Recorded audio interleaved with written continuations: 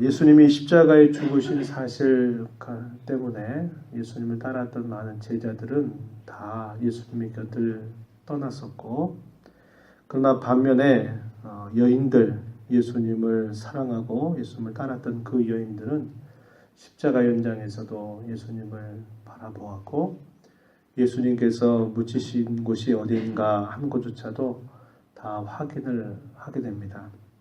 오늘 우리가 읽었던 47절 내용에 보니까 막달라 마리아, 요새의 어머니 마리아가 예수 둔 곳을 보더라, 이렇게 표현했습니다.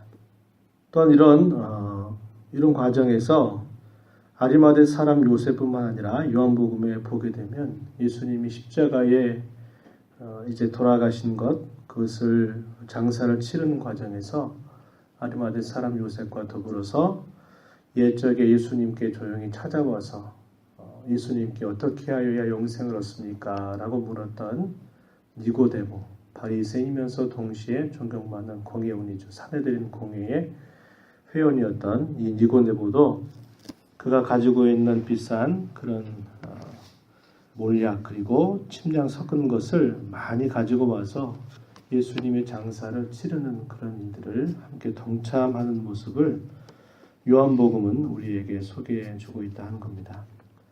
제자들은 아마도 어떤 마음을 갖게 됐을까요? 베드로는 예수님을 부인했다고 하는 사실, 닭이 2번 울기 전에 네가 나를 3번 부인하리라 하는 그 말씀을 들었는데 자기는 뭔가 할 수 있었고 주님과 더불어 함께 죽을 수 있겠다 하는 그런 마음과 다짐을 가지고 있었지만, 그러나 무기력하게 무너져버리는 그런 광경을 보면서 그는 통곡해서 울었다라는 그런 표현을 우리가 보게 되었죠.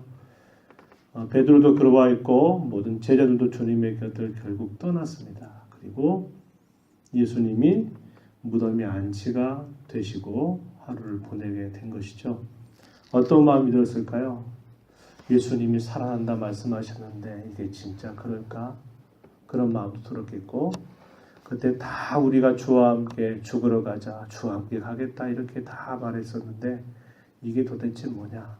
우리가 그 주님께 의해서 말했던 그 모든 고백의 내용들을 다 이렇게 부인하고 말았으니 우리가 어떻게 그분을 대할까 하는 그런 마음도 들었고, 이제 앞으로 뭐 하면 살 것인가 하는 그런 마음들도 들었을 것입니다.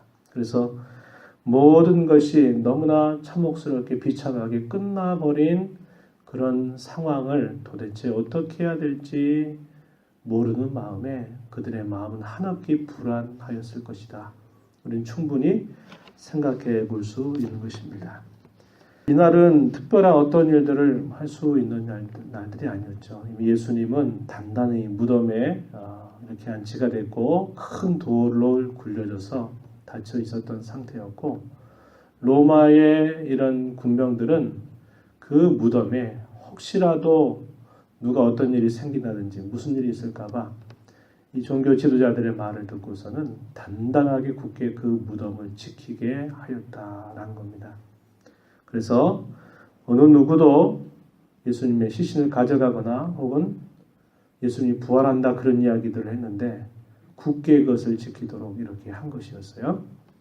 예수님의 죽으심으로 말미암아 영적인 격전이 다 끝난 것처럼 보여집니다. 마침내 종교 지도자들은 그래, 드디어 우리가 그 나사렛 예수를 처형했다. 이제 드디어 이 모든 혼란과 이 모든 소란들이 다 끝나버렸다. 이렇게 생각을 하면서 좋아했을 것입니다. 생명이 사망에 삼켜진 것처럼 보입니다. 하지만 싸움은 끝난 것이 아니라 싸움은 이 죽음으로 다시 시작된 것입니다. 예수님이 이렇게 분명하게 무덤에 계셔야만 됐던 이유는 예수님은 졸도하셨다거나 아니면 죽은 것처럼 보였는데 실제로 죽은 게 아니라 다시 살았다 놨던가 이런 궤변들을 사람들이 얼마든지 늘어놓을 수 있는 것이죠. 베드로 사도가 그렇게 말합니다. 예수님께서 십자가에 죽으시고서는 음부에까지 내려가셨다라고까지 이렇게 말합니다. 그 말은 주님께서 진짜 돌아가셨다라는 말이에요. 그리고 그 죽음이 확인될 수 있는 시간이 필요했을 뿐입니다. 이 죽음이 확인된 순간 우리는 성경의 말씀을 따라 예수님께서 죽으신 그 사실이 저와 여러분의 모든 죄를 완전히 치러주셨다. 죄값을 완전히 받아주셨다라는 사실들을 우리는 보게 되는 것이죠. 하나님의 공의로우심을 만족시키는 순간 하나님의 불붙는 사랑은 타오르기 시작하는 것입니다. 이제 사망의 권세를 향한 반격을 주님께서는 기다리고 계신 상황이다라는 겁니다. 사람들은 이제 끝났고 어떻게 이렇게 허무하게 끝날까? 며칠 전만 해도 예루살렘에 나귀 타고 입성하셨을 그때에 그 모든 사람들이 환호하면서 종려나무 가지를 흔들고 깔고 또 제자들은 자신들이 입었던 그 겉옷을 예수님이 안장으로 깔면서 이렇게 환호하고 드디어 약속하셨던 그 메시아가 이제 예루살렘에 올라가셔서 우리의 모든 이런 현실의 문제들 이런 것들을 다 풀어줄 수 있겠다라면서 호산나 호산나 외쳤었는데 도대체 이게 어떻게 이렇게 허무하게 끝나버린 그런 상황이 되어버렸을까? 이런 불안한 마음을 금할 수 없었을 것이에요. 그러나 이것은 또 다른 시작을 위한 그런 준비의 시간이었다라는 것을 우리는 볼 수 있게 되는 겁니다. 제자들은 예수님의 곁을 다 떠나버렸어요. 그런데 그런 와중 속에서 또 다른 숨어있는 제자가 나타나는데 그 인물이 우리가 확인한 것처럼 아리마대 사람 요셉이다 이렇게 말하고 니고데모라고 하는 인물이 역시 함께 있었다 이렇게 표현했습니다. 그는 존경받는 공회원이었다 이렇게 이야기해주고요. 하나님의 나라를 기다리고 소망하는 그런 자였다라고 43절에서 이렇게 표현해주고 있습니다. 당시에 죄인으로 취급받아서 십자가에 죽는 그 형벌은 로마 시민권자에게는 아무리 흉악범이라도 그렇게 죽이지 않았다는 것이고 십자가에서 죽었다는 것은 흉악범으로 죽었다고 하는 사실을 공개적으로 표현하는 부분이었다는 겁니다. 유대인들에겐 더 말할 필요가 없죠. 나무에 달려 죽은 자가 저주받아 죽은 죽음이다. 그러니까 그것은 치욕스러운 죽음일 수밖에 없고 로마인들이 보았을 때도 그것은 아주 큰 흉악범을 그렇게 처형한 그런 사실로 처형하는 방식이었기 때문에 그 죽음에 관하여서 그 죽음에 대해서 뭔가 애도를 하거나 또 어떤 슬픔을 표현하는 것조차도 그만한 그런 상황이었다고 하는 겁니다. 그런데 당돌하게 이렇게 표현했어요. 오늘 본문에 보면 다르게 말하면 담대하게 이 아리마대 사람 요셉이 빌라도를 찾아가서 빌라도에게 예수님의 그 시신을 내어달라고 요청을 한 것입니다.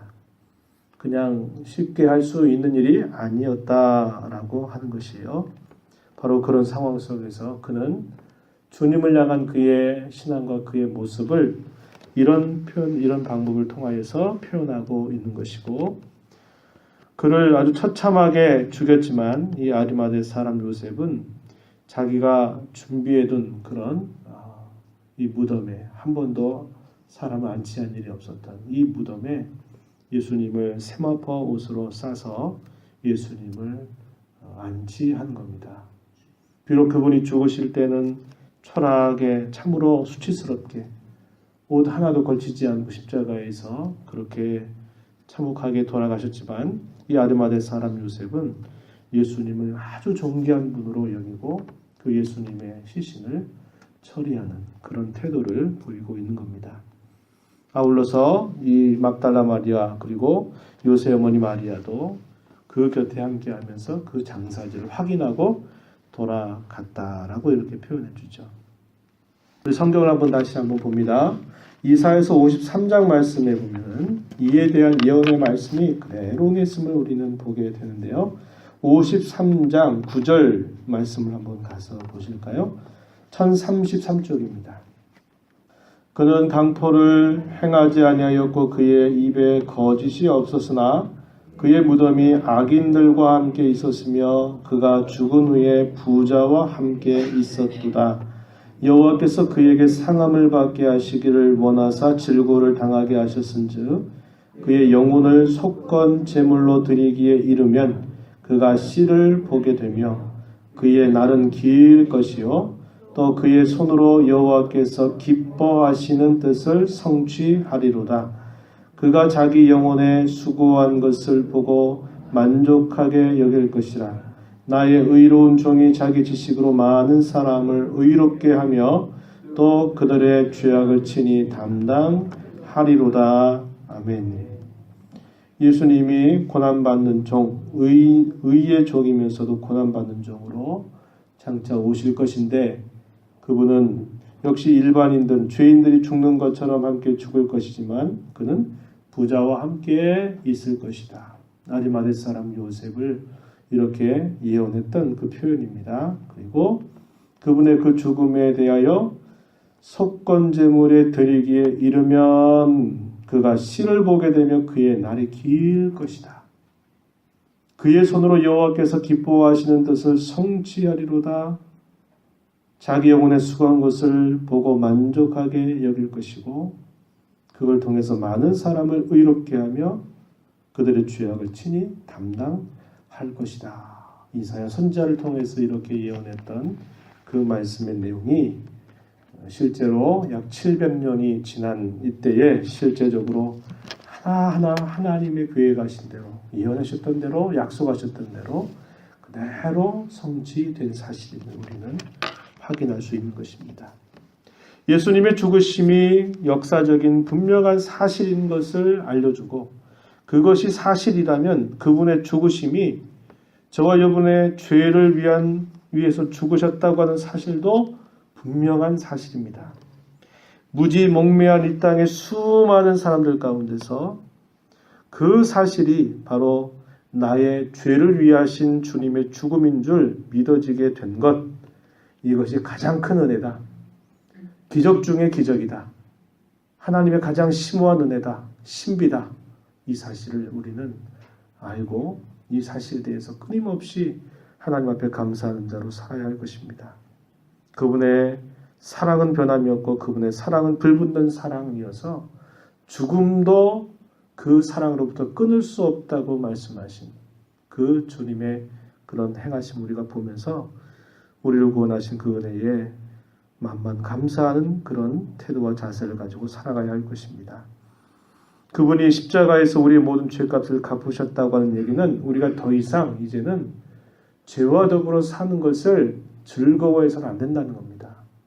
그분이 우리의 죄의 값을 다 갚아주셨다면 우리의 남은 삶은 이 죄와 더불어서 적당하게 죄짓고 즐기며 사는 삶을 살 수 없다는 것, 그렇게 살아서는 안 되는 것, 그렇게 살아서는 우리의 심령 속에 진정한 평안이나 행복을 누릴 수 없다는 것을 우리에게 분명하게 가르쳐 주는 것입니다. 죄에 대하여 죽고 의에 대하여 산 자로 살아가기를 다시 한번 이 주님의 죽으심 앞에 다시 한번 다짐하면서 힘써가는 삶이 되기를 바랍니다. 주님의 제자다움을 우리가 어떤 면에서 드러내야 될까요? 예수님의 곁을 지킨다 말했던 12제자들은 예수님의 곁을 떠났고 예수님과 함께 십자가의 그 죽음에 함께하지 못했던 부분들을 우리는 보고, 그러나 늘 한결같은 여인들, 그리고 이런 위기의 상황 속에 자신의 제자됨을 담대하게 드러내면서 그 역할들을 감당하고 있는 제자들의 모습을 보면서 어떠한 제자가 되어야 될 것인지 우리는 이것을 통해서 다시 한번 생각하면서 우리의 남은 생애 가운데 주님을 진심으로 사랑하고 따르는 그런 제자다운 삶을 살아가게 되기를 위하여 기도하고 힘써가는 우리 모두가 되기를 바랍니다. 하나님 아버지 감사합니다.